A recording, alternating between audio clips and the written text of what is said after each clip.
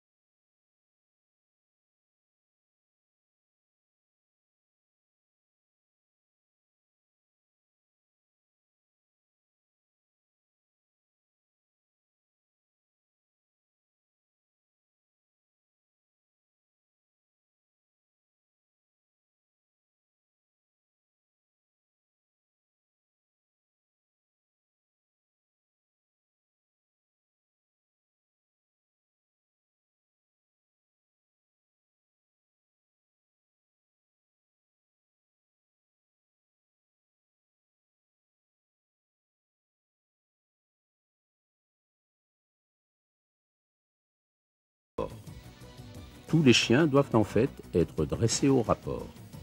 Non dressés au rapport, le chasseur est impuissant en cas de refus. Rien n'est plus vexant que de voir un chien nager jusqu'au gibier et revenir à la berge en le laissant au milieu de l'eau notamment.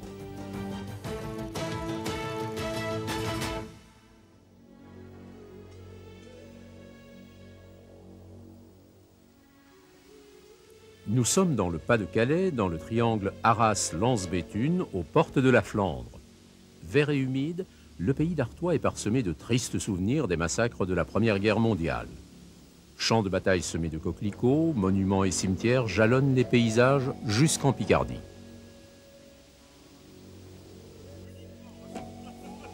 Tout au long de l'année, les amis de l'association des chasseurs du bois de Vimy entretiennent jalousement leur cabane en vue de leur rendez-vous d'automne. Place à la cordialité.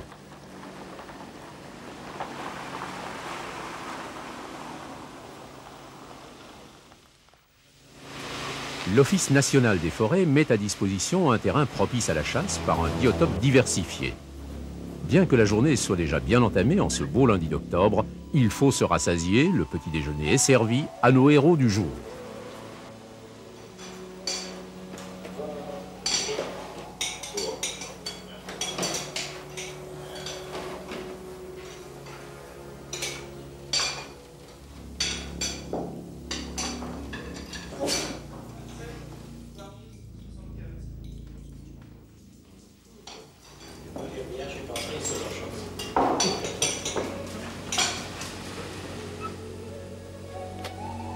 Le type de chasse qui nous préoccupe ici est une chasse au chien d'arrêt exclusivement. Pas de battu. Aujourd'hui, on peut compter sur ce terrain jusqu'à 12 fusils et un directeur de chasse.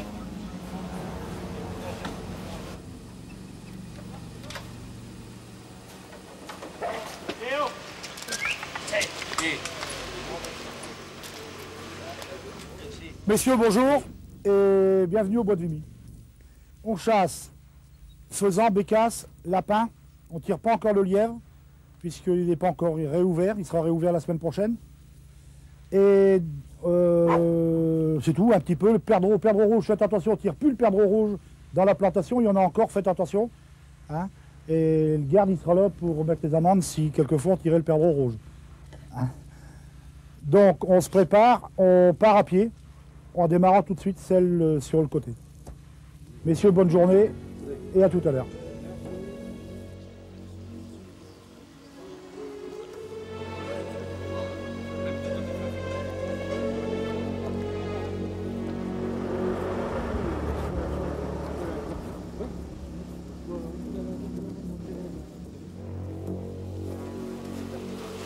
Donc ici c'est une traque en ligne. On est parti donc derrière le pavillon comme on a vu tout à l'heure et on avance donc pour regrouper la majorité des faisans et pour en quelque sorte les regrouper pour pouvoir un peu avoir moins de mal pour les chasser. Donc ce qu'on est en train de faire maintenant, c'est en quelque sorte une petite concentration en ligne. Non pas en chaudron mais en ligne. Hein, on va reprendre un peu une deuxième traque et après nous allons chasser de l'autre côté de manière à pouvoir chasser agréablement. Mais il y a quand même il y a quand même déjà pas mal de gibier ici.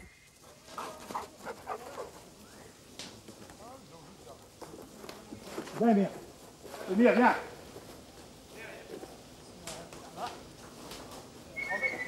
Il a retrouvé ou pas?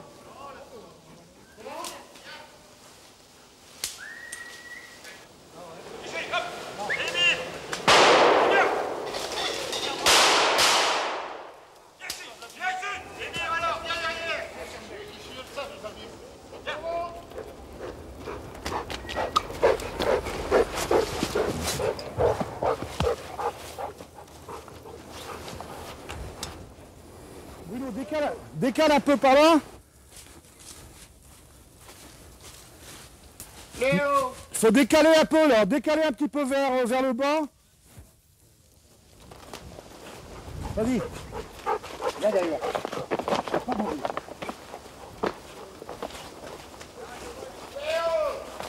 Le secteur est diversifié. Après le bois dense en forêt, les chasseurs traversent un secteur agrainé avec maïs planté et culture à gibier. Cherche après moi. Émir, rapporte. Émir, allez. Doucement. Doucement, gamin. Doucement, garçon. C'est donc des cultures à gibier qu'on fait nous-mêmes, donc les chasseurs, on se réunit tous sur les plantations.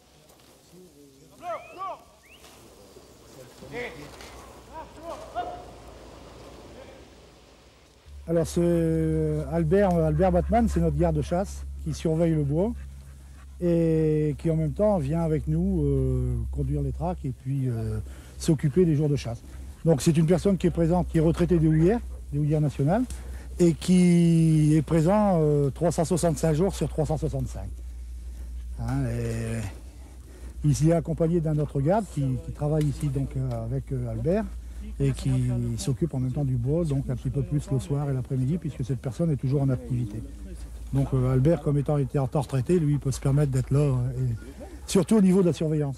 Parce qu'on a sur ce massif-ci énormément de monde qui se promène quand même.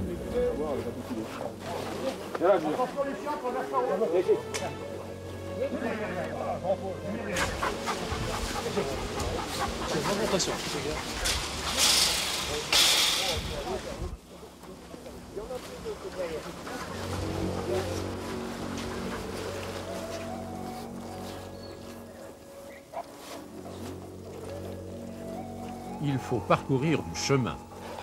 Le troisième secteur de chasse est ici une nouvelle plantation de hêtres et de chênes avec friches et ronciers, ce qui permet un bon développement du lapin.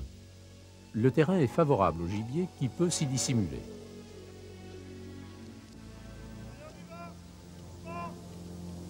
Le travail du chien est indispensable pour lever le faisan. Avant les premières gelées qui aplatissent les ronces, les chiens ont du mal à s'y faufiler.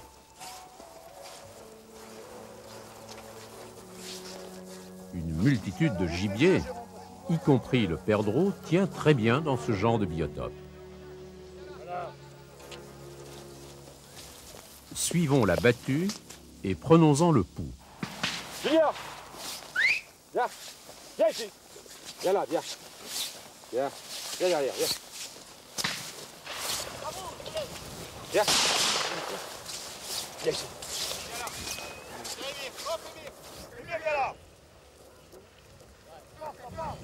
Viens, apporte, viens, c'est bien. Viens, c'est bien mon chien, c'est bien. Bien, bien, bien, bien, c'est très bien. Voilà, c'est bien. C'est tout, c'est tout.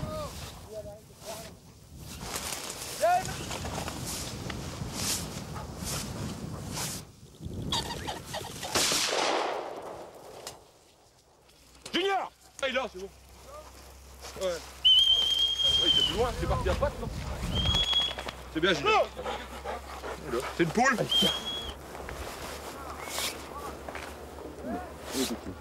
Va chercher. Là. Là, là, là. Là. Non, non.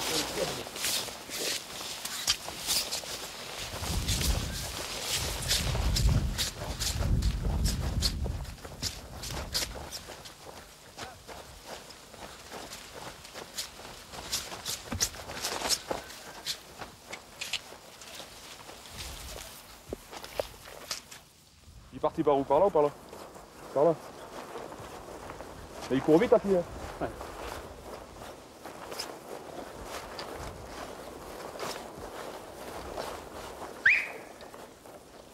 Junior!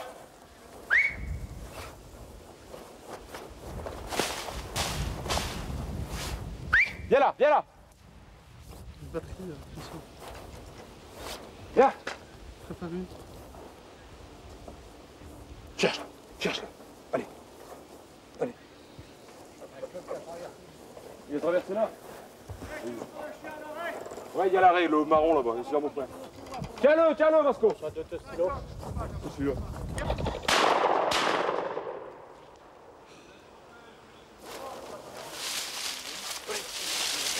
Allez, va chercher.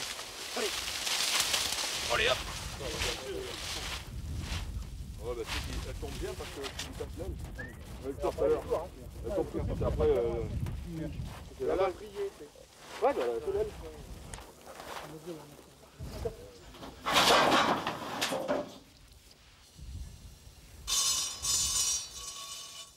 C'est des agrénoirs à gibier, donc on met du blé, et quand on met nos gibiers, le gibier prend l'habitude de venir manger là. Et ça permet de le nourrir, de le retenir un peu. Hein. La même chose derrière, donc derrière on a la réserve d'eau, la tôle qui est légèrement en biais, le tonneau il est découpé. Et puis à boire pour les chiens et pour le gibier quand ils en ont besoin. On ne fait pas que chasser, on nourrit toute l'année.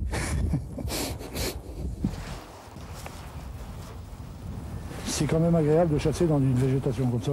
Attention.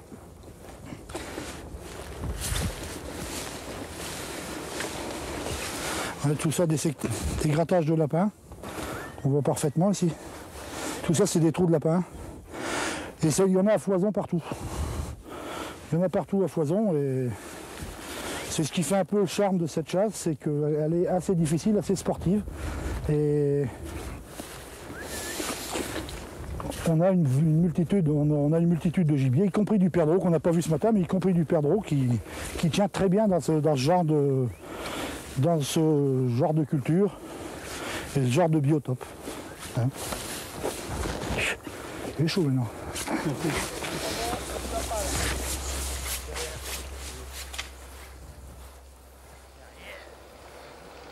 Derrière.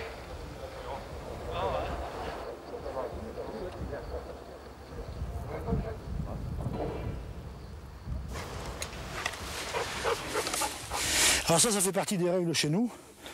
Quand on arrive en bout de traque, à la fin de la traque, c'est d'ouvrir le fusil et d'enlever les cartouches. Ça, c'est un règlement qu'on a chez nous. Ou alors, s'il oublie, le midi, c'est l'apéritif. Bien, monsieur le baron. On repart tous à la barrière.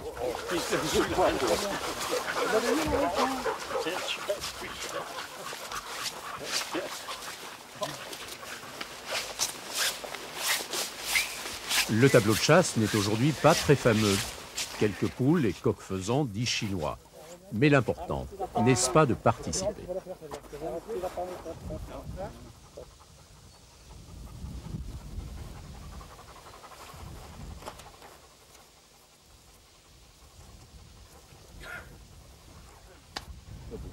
Tu es touché.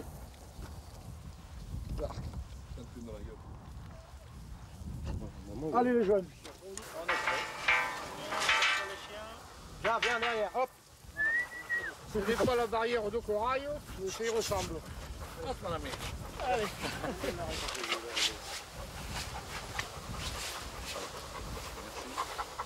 Je vais les prendre, je vais les mettre au bas. Ouais, je le donne, ouais. Ah bon, Ça vous soulagera. voilà, bon, on va pas.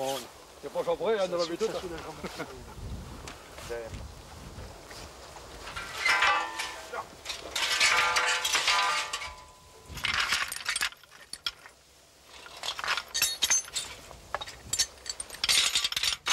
Voilà. Voler dans les plumes des pigeons n'est pas une mince affaire. Bruno Hébert et Émile Amingoal nous donnent quelques trucs et ficelles.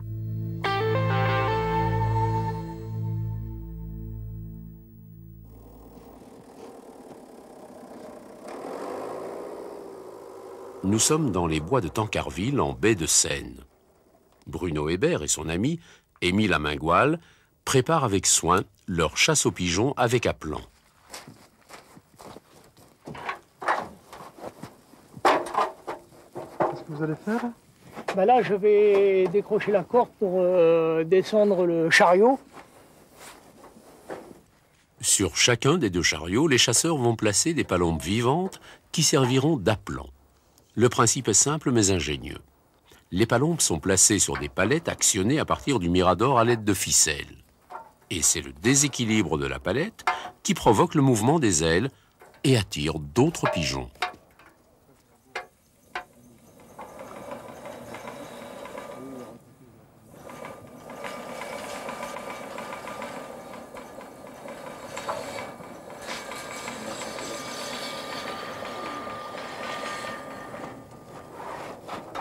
Voilà.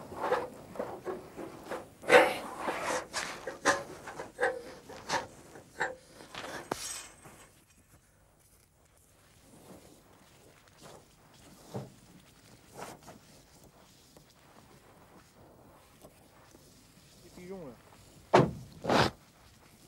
La corde, on va la prendre après. Tiens.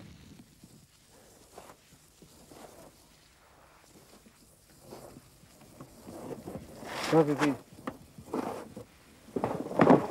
Voilà, pareil.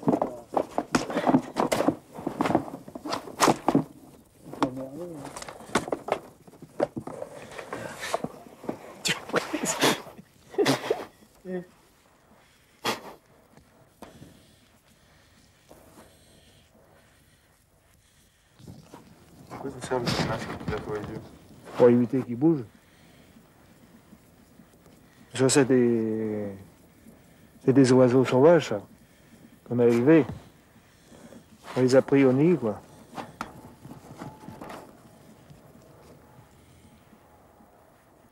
Alors ça, c'est les bracelets. Hein. C'est pour les mettre sur la palette, hein, pour éviter qu'ils s'envolent.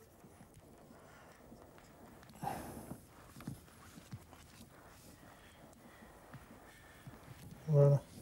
Comment vous allez placer la plante? On place la plante toujours face au vent, la tête face au vent.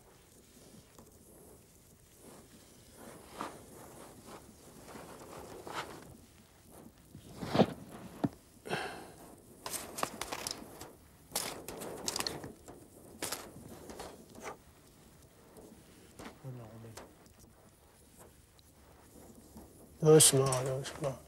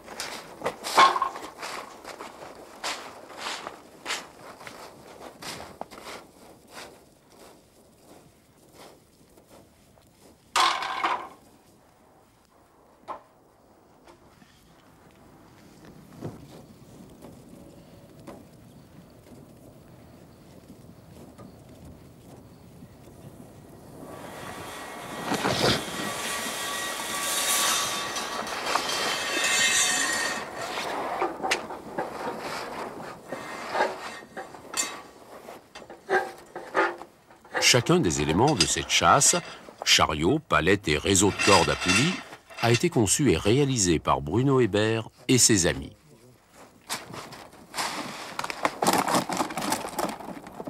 Là, c'est pas mal, ça va. C'est trop... Oui, qu'ils sont jolis, là, depuis les fenêtres. Ah, c'est quoi, les enfants.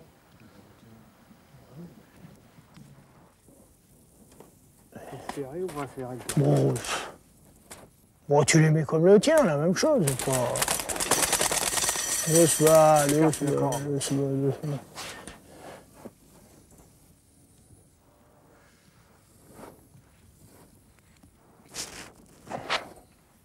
Hein? J'attire.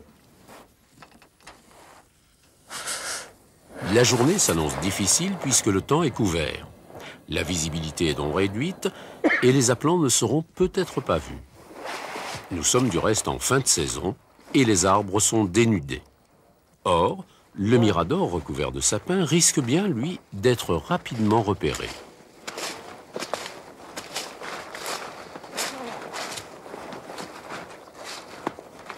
Monsieur Hébert, à quoi servent les cordes noires qui relient le mirador aux appelants? Ça, c'est pour les donner un effet de bascule à la palette et qui fait battre les ailes aux pigeons. Aux pigeons qui sont posés dessus. Tout ça commandé depuis le mirador qui est là. Ouais.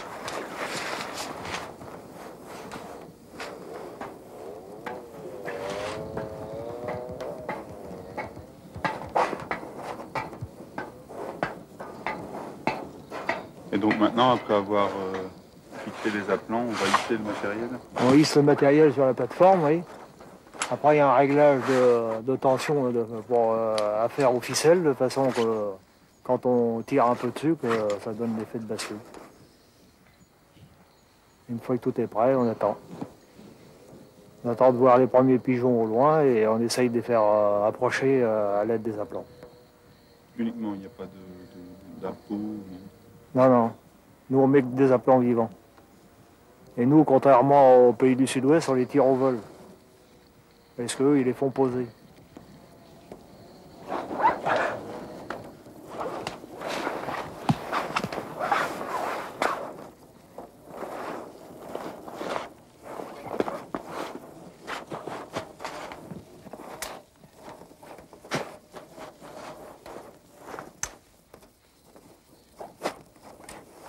Bruno et Émile possèdent 2 appelants qu'ils placent sur 2 arbres distincts. L'un éloigné, l'autre à quelques mètres à peine du mirador dans l'espoir d'infléchir la trajectoire des volatiles les plus curieux vers le mirador. Bon, d'abord, lorsqu'on aperçoit des pigeons, des volants, dans le bois, on les appelle avec celui qui est le plus loin du mirador. Une fois qu'il a été vu, pour les mettre à portée de fusil, on actionne celui qui est plus près. De façon, ils voient le battement d'aile de celui qui est plus près et viennent à portée de fusil du mirador.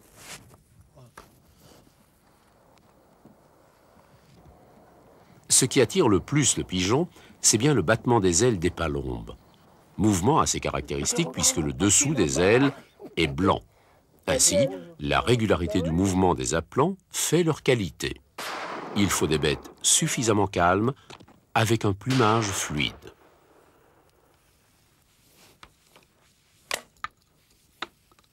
Le mirador est également très haut perché.